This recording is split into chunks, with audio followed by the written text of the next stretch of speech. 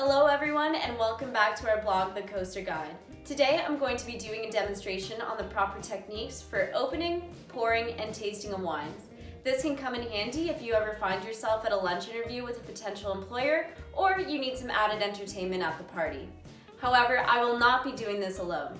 Today I will be joined by my friend and favorite server, Laurel, who has had 30 years experience in the fine dining industry and boasts professional and personal experience in these topics.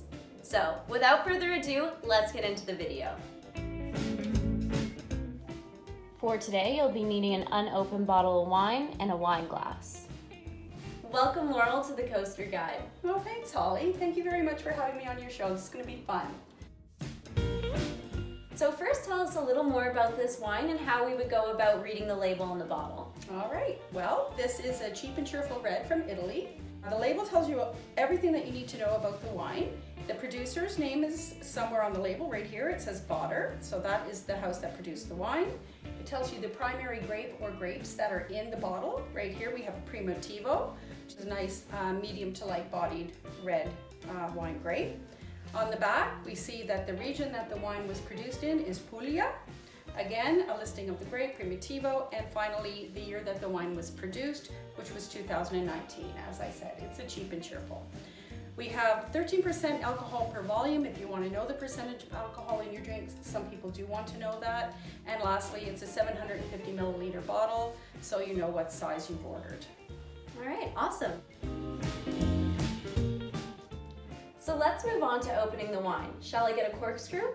Well, actually, Holly, this bottle is closed with a Stelvin closure, also known as a screw top. And you'll find that even some of the higher end wine houses are now using Stelvin closure instead of corks to seal their wine. So you've invited guests and now you want to serve your wine. How do you go about that? All right, so you get a nice fresh wine glass. You pour in about an ounce, ounce and a half of the wine.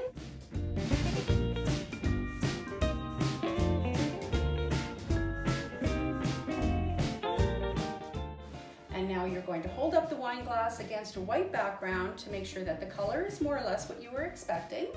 You're going to take a deep breath of that beautiful aroma of the wine, holding the wine glass right up to your nose and breathing in deeply.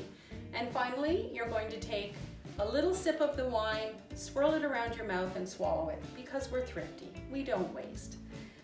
If after those three things, you should know whether the wine is off or good.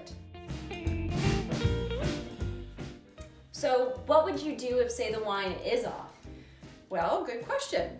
If you're in a restaurant and you've ordered the wine and for whatever reason, if it's just not to your liking or you genuinely think that that bottle is off, send it back.